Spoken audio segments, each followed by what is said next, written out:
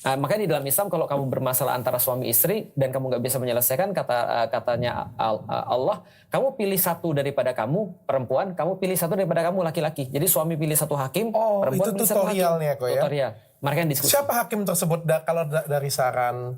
Bisa jadi orang tua, bisa jadi orang-orang yang dipercaya, bisa orang jadi yang ustadz. bijaksana lah bijaksana. ya. Okay. Nah sehingga yang ribut bukan mereka nih, bukan suami istri, tapi yang dalam tanda kutip diskusi adalah para hakimnya ini. Lalu memutuskan sesuatu bagi yang bermasalah ini. Kalau mereka juga ribut kan? Nah, berarti mereka bukan hakim. Bukan, tapi karena hakim ormas. itu tidak bijaksana.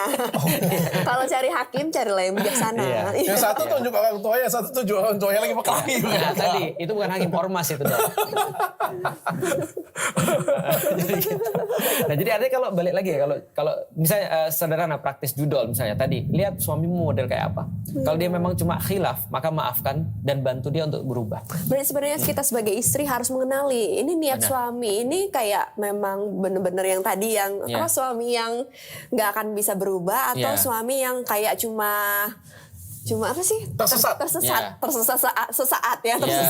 Benar. Kita harus menilai juga itu ya. Oh dia ini niatnya sebenarnya nggak jahat, tapi dia dalam keadaan tersesat. Benar, mungkin lagi down, ada pengaruh, terpengaruh dengan yang pengaruh yang tidak baik. Karena kita harus bisa nilai itu juga ya. Kalau terus-menerus namanya pekerjaan. Betul. Nanti contoh gini ya misalnya, Dr. Richard selama ini tuh dia nggak pernah marah-marah. Iya. Walaupun tadi marah-marah ya, taruhlah misalnya dia nggak pernah marah-marah. Dr. Richard selama ini dia selalu misalnya nyapa anaknya ketika dia ini dia mau tidur. Dr. Richard selama ini bagus aja ngasih nafkah ke Dr. Reni misalnya. Dr. Richard selama ini bagus terus sholatnya dan segala macam. Tiba-tiba dia melakukan sesuatu misalnya pinjol misalnya. Atau judol lah, nggak mungkin pinjol lah ya, judol. Nah berarti dia berarti lagi ada masalah. Apa yang lagi bisa aku bantu? aja, Betul. Apa yang bisa aku bantu? Apa yang bisa terus? Kadang-kadang laki-laki tuh salah satu racun yang paling bahaya di rumah tangga adalah anggapan. Harusnya dia ngerti aku. Harusnya dia ngerti aku. Itu bahaya banget sih. Contoh ya, seorang laki-laki, banyak banget laki-laki yang selingkuh. Ketika aku ditanya, dia bilang gini, harusnya istriku tuh ngerti aku. Kenapa aku cari di luar? Karena dia gak bisa muasin aku. Lah istri gak pernah dikasih tau gimana cara muasin dia. Lah gimana ceritanya kalian ngobrol aja gak pernah. Tiba-tiba kamu beranggapan istrimu ngerti. Dan istrimu beranggapan kamu kan sudah gak perlu lagi harusnya. Atau misalnya gak perlu sebanyak itu misalnya. Dan segala macam. Maka dia berasa selingkuh keluar. Loh, kalian gak pernah ngobrol kok. Ternyata itu penyakit laki-laki. Laki-laki tuh gak mau kasih tahu istri ya sebenarnya ya. Dua-duanya juga. Anggapan itu penyakit suami dan istri. Dan itu yang niupin adalah syaitan. Syaitan di dalam rumah tangga senantiasa meniupkan harusnya dia ngerti. Harusnya dia ngerti. Dan harusnya dia ngerti tuh kalau dibawa kemana-mana. Berkembang tuh anak-anaknya banyak tuh. Iya betul. Berarti dia ini ya. Berarti dia ini. Ujungnya apa? Kayaknya memang dia lebih sayang sama temennya daripada sama aku. Memang kayaknya dia cemburu dan lain sebagainya. Itu muncul dari anggapan tadi. Overthinking gak sih? Itu lebih ke kayak sebenarnya itu tidak terjadi tapi dalam pikiran kita tuh udah seakan-akan terjadi kayak gitu loh. Begitu kita konfirmasi dia bilang apa? Aku gak maksud gitu kok. Tapi kamu ngomongnya gak enak. Tapi aku gak maksud gitu. Serius deh aku gak maksud gitu. Lah kalau itu omongan semuanya ternyata lebih kecil daripada kita duga kan. Oke. Kok aku pengen selipin satu kok. Dalam proses ini kan ada yang namanya dengan meminta maaf ya pasti ya. Entah itu kesalahan pada wanita, entah itu kesalahan pakai laki-laki. Tutorial bagaimana caranya memaafkan dengan sepenuh hati. Karena terutama wanita ini suka ngungkit kok. Gak ikhlas kayak gitu. Kayaknya semua laki-laki itu masih tahu ya. Misalnya sudah terlanjur. Misalnya sudah terlanjur selingkuh misalnya ya. Terus kita ini mau maafin, kita maafin. Tapi kita gak bisa melupakan. Jangan tunjuk ke sini, jangan tunjuk ke sini. Maksudnya kita tidak bisa melupakan katanya. Bisa memaafkan tapi tidak bisa melupakan. Itu gimana itu? Forgive but not forget. Jangan merasa rendah hati atau rendah diri ya bagi orang-orang yang sudah bisa memaafkan tapi tidak bisa melupakan. Karena Rasulullah juga begitu. Oh gitu. Rasulullah tuh begitu. Rasulullah itu mengingat banget ketika hari di mana Hamzah bin Abdul Muthalib pamannya itu meninggal dengan cara apa? Ditombak dari belakang oleh seorang yang namanya Wahsy. Jadi ada budak yang disewa, dia nombak dari belakang. Ketika sudah hampir meninggal, dibelah terus kemudian dadanya, diambil jantungnya terus dikunyah sama seorang perempuan namanya Hindun.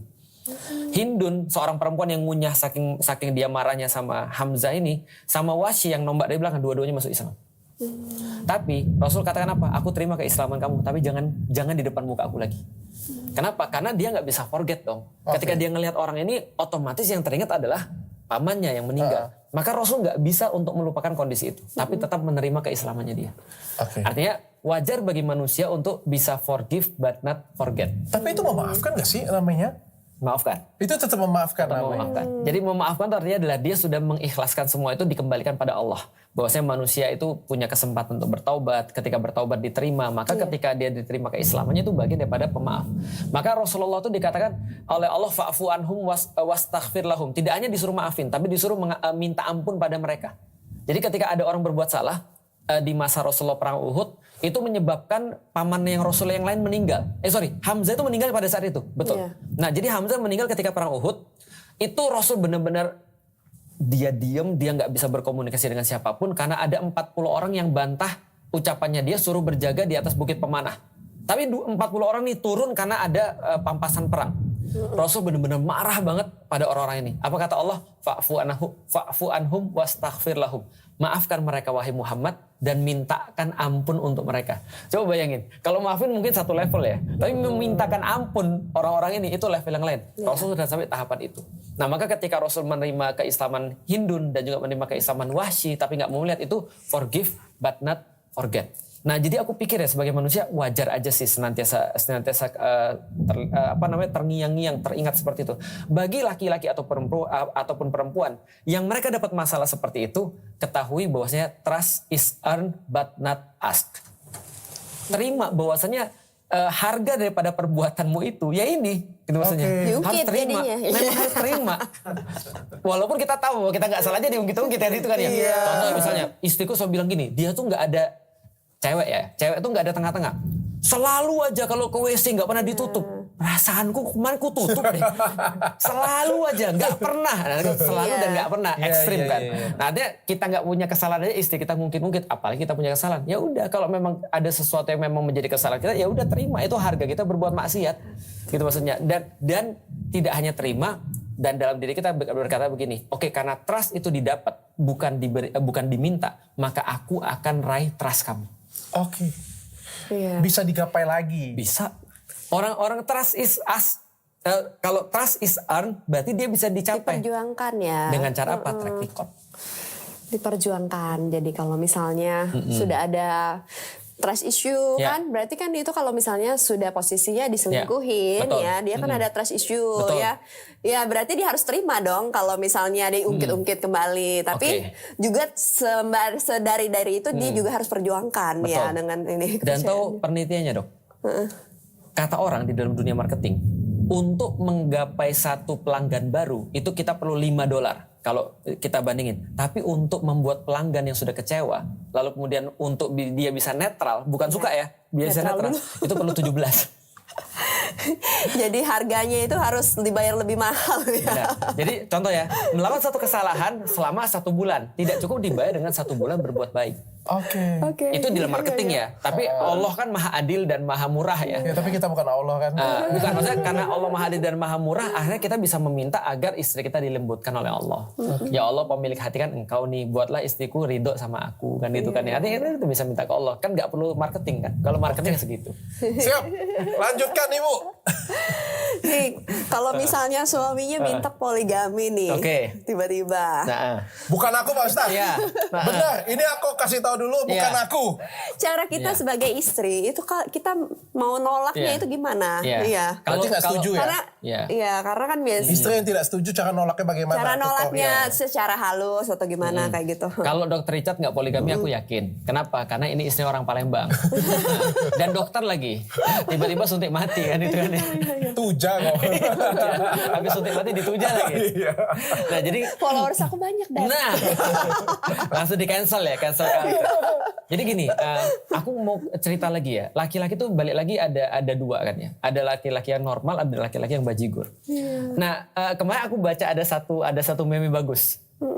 Di situ ada gambar sapi, terus tulisannya gini, kurban. Laki-laki banyak yang mampu tapi nggak mau.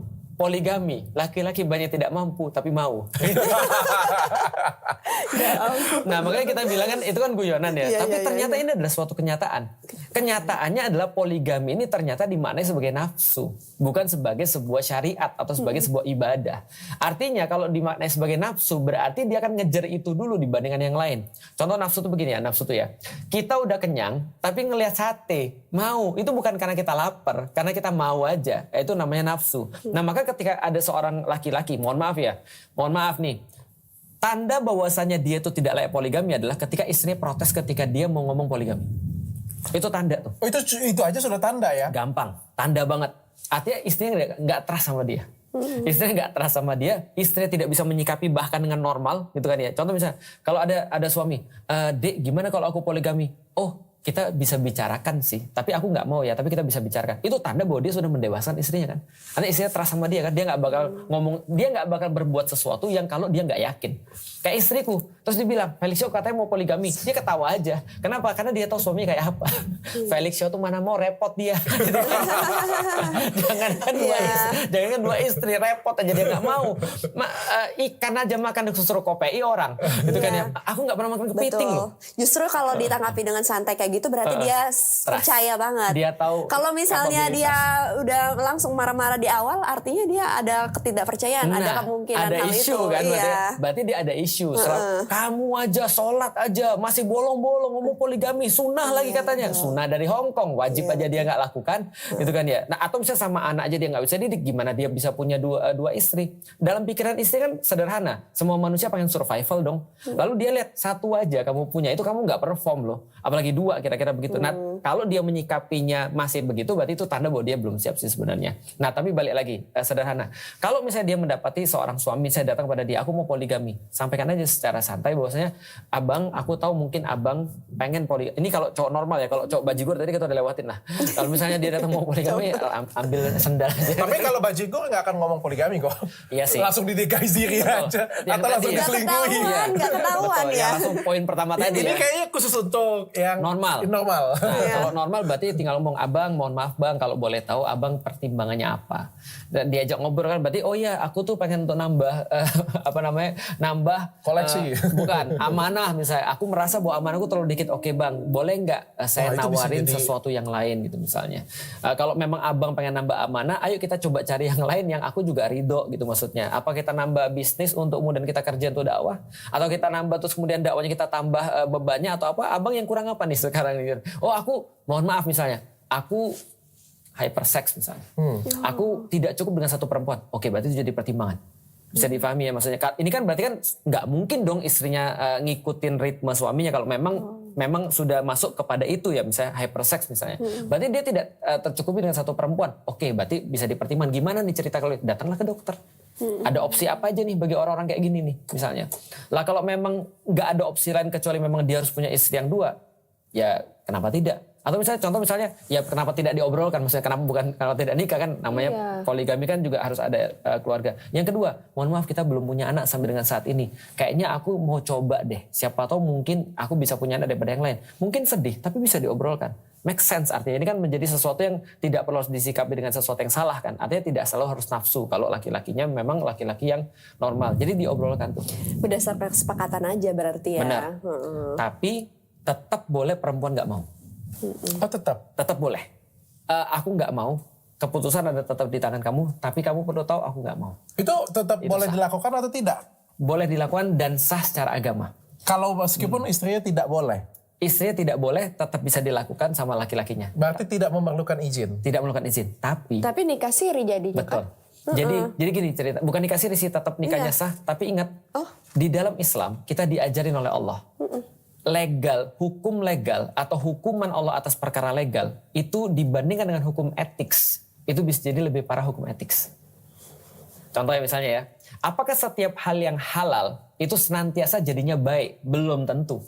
Contoh poligami itu ketika seorang istri gak mau lalu tetap nikah suaminya, itu halal, itu boleh. Tapi apakah pasti baik? Belum tentu. Istri udah bilang nih aku nggak mau nih. Ini kan berarti masalah kan. Artinya ketika dia nikah lagi, marah pasti. Dia ibarat bangun rumah di sini, tapi pakai batu bata rumahnya di sini nih. Tidak ridho. Tidak ridho. Nah harusnya kalau aku ya, hal yang menjadi sebuah, kalau aku logik ya, hal yang menjadi aku lakukan adalah aku harusnya meyakinkan istriku sampai dia mau dong. gitu kan ya. Tidak aku lakukan dulu dengan alasan lebih mudah minta maaf daripada minta izin. Udah jelas-jelas saya nggak mau. Ibaratnya dia bangun rumah di sebelah sini, dia ngancurin rumah yang sebelah sini untuk membangun rumah yang ini, yang sebelah sini. Maka coba bayangin, kalau sana suaminya bilang, tapi kan menurut agama boleh aku nikah walaupun kamu nggak minta izin. Istrinya bilang gini, juga boleh bagi aku untuk tidak perform 100% sama kamu. Ketika kita sudah nikah, kan nggak ada masalah kan tidak perform 100%. Dia cuma melakukan kewajiban-kewajibannya doang. Emang kita mau rumah tangga yang seperti itu? Kita mau tawar-menawar dalam bidang dalil gitu maksudnya. Itu aku paling ngeri dalam rumah tangga. Aku nggak pernah tawar-menawar di bidang dalil sama istriku. Serius, aku nggak pernah bacain istriku dalil. Nah, karena bagiku etik lebih penting. Ini pertanyaan menarik ini, aku akan closing pertanyaan menarik ini. Gimana? Ada orang-orang tertentu menggunakan dalil untuk melancarkan hal ini. Bagaimana menurut Bapak? Itu yang aku bilang, itu berarti orang yang mohon maaf. Ini orang jelas-jelas bukan negosiator. Karena seorang negosiator nggak akan membawa satu hal yang sudah di ujung. Jadi kita kan sebagai negosiator kita tahu nih, kita ada berapa kartu nih. Belum apa udah keluar kartu yang paling ujung nih. Gimana ketahuan semua udah kartu kita. Enggak. Bukan seperti itu kok. Bahkan aku membayangkan dan aku pernah tahu karena aku ngobrol dengan beberapa orang nih ya. Pakai dalil ya? Iya, caranya ada kayak gini, jangan kasar. Kalau pakai dalil kan kasar. Misalnya, dalilnya ini boleh nih kayak gitu punya. Itu kan kasar ya. Tapi caranya adalah mendekatkan istrinya lebih ke Islam. Benar-benar didekatkan. Kita yang ngajakin sholat benar-benar, datang ke masjid, pengajian. Karena kan semakin dekat sebenarnya, semakin dia ketemu inti itu. Tapi tujuanku, niatku itu berbeda. Untuk supaya nikah lagi. Betul. Paham kan kok kan? Tapi aku mendekatnya, ini contoh ya, ini orang ya bukan aku ya. Aku sendiri aja. Itu Walid namanya ya. Niatnya dari awal tapi fungsinya niatnya udah nggak baik dari Nah kayak Walid kayak gitu. Dia ngedeketin dengan Tuhan kayak gitu. Tapi niatnya itu bukan untuk ya semoga kau dapat pahala, bukan. Tapi supaya dia bisa nikah lagi. Dan itu dilakukan oleh beberapa. Itu menurutku adalah sesuatu yang sangat tidak etis sih. Secara hukum kita nggak bisa nyalain karena balik lagi kalau soalan niat kan kita nggak bisa tahu kecuali pelakunya. Kalau pelakunya tahu itu adalah niat dia adalah mendekatkan istrinya pada Islam supaya dia bisa nikah lagi, maka itu tidak menghasilkan pahala bahkan dosa. Tapi kalau kita sebagai orang luar kita nggak bisa judging orang dengan niatnya. Jadi kita nggak bisa bilang bahwasanya dia pasti niatnya nih nggak bisa. Tapi menurutku pelanggaran etis jelas. Nah makanya sebenarnya kalau aku ya rumah tangga itu menurutku jangan sampai soal dalil, tapi benar-benar pandangannya harus etis lebih dulu. Karena etis dulu bukan dalil. Bukan dalil. Karena etika menurutku lebih tinggi daripada hukum. Jadi gini Dok, kita bicara tentang aturan aja ya. Pertanyaan sederhana. Yang sering telat itu Dok, itu high level management atau low level management? Low level management Dok. Kenapa low level management lebih sering telat? Ya, karena dia nggak bisa manage waktu dia dengan baik. Betul. Dengan kata lain, aturan itu pada awalnya diciptakan untuk orang bodoh, mohon maaf. Atau untuk orang yang paling rendah dalam satu society. Karena yang sudah tinggi, nggak perlu itu. Hampir nggak perlu. Iya betul. Bapakku ngomong ketika dia jadi direktur, dia bilang gini, Lik, lihat ya, karyawan itu datang seperti yang disuruh. Datang jam 9, dia datang jam 9, datang pulang jam 5, dia pulang jam 5, tenggo. Gitu kan ya. Kenapa? Karena dia nggak punya tanggung jawab yang lain. Tapi seorang direktur, dia akan memastikan dirinya sebelum yang lain datang, dia datang. Sesudah yang lain pulang, dia baru pulang. Itu seorang pemimpin. Masuk akal. Nah artinya dalil itu di dalam Islam, mohon maaf ya, itu adalah jaring pengaman yang paling ujung Dok. Untuk orang-orang yang tidak terlalu pintar. Yang butuh diatur ya. Yang butuh diatur. Aku cuma mau kasih tahu aja. Kalau sebenarnya orangnya kalau sudah akhlaknya bagus, dia sebenarnya nggak butuh aturan itu. Dia tidak perlu secara naluriah dia aja sudah ini. Dia pengen jadi gini, kalau ada orang yang sudah benar-benar dekat dengan Allah ya, dia tuh pengen sholat tuh lebih daripada 5 kali sehari. Cuma karena dibatasin 5 kali dia nggak boleh gitu. Sementara orang-orang mohon maaf ya nggak terlalu pintar atau orang-orang yang masih biasa, dia bilang 5 kali itu udah banyak banget itu maksudnya. Iya, benar-benar. Nah artinya tergantung rasa cinta kita kan. Orang lagi pacaran misalnya, orang lagi pacaran suruh ketemu misalnya cuma sekali seminggu, mana maulah dia pasti ngambil waktu untuk ketemu lagi. Tapi kalau orang yang mungkin nggak terlalu cinta sama seseorang, disuruh ketemu 1 jam, lama banget gue mau ngomong apa nih, ngomongnya udah habis nih. Gitu kan. Ini problematika. Nah, jadi yang menurutku ya di dalam rumah tangga yang ditingkatkan itu adalah tadi ikatannya, kecintaannya terhadap Allah, visi dalam rumah tangga itu lebih penting menurutku daripada dalil. Nah, karena kalau itu sudah beres semua, etik sudah beres semua, dalil mah tinggal nyusul. Sepakat. Oke, ini pertanyaan selanjutnya ya Pak Ustaz. Kalau misalnya yang tadi kalau sudah terlanjur ya, tiba-tiba nih kita dapat berita suami kita ini nikah siri, terus udah punya anak, tiba-tiba normal ini istrinya sama anaknya ini. Apa ya, kita ini sebagai istri kita nih harus ngapain gitu. Lagi-lagi orang itu bukan saya. Ini ada terjadi ini tapi Pak Ustadz ya. Datang ke podcastku. Oh iya ya. Ya itu banyak terjadi. Jadi gini ya.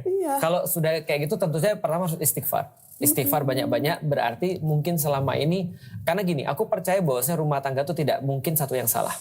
Walaupun pasti yang salah laki-laki itu udah pasti. Tapi nggak mungkin cuma satu yang salah, pasti dua-duanya salah. Artinya ada kontribusi kita juga di dalam kejahatan ini. Atau minimal lah kontribusi kita karena kita mungkin nggak sedekat itu dengan dia sehingga nggak bisa untuk prevent itu dari awal gitu maksudnya. Setidaknya itu yang kita lakukan. Yang kedua, berarti kan tinggal bagaimana untuk mitigasi dan menyelesaikan masalah. Nah, kalau andai kan dia nggak suka, dia boleh bilang, kamu mau menyelesaikan masalahnya di gimana? Yang jelas kalau dari aku nggak mau untuk berbagi. Misalnya itu boleh aja. Ingat ya, nggak mau di poligami itu boleh. Yang nggak boleh itu menolak hukum poligami.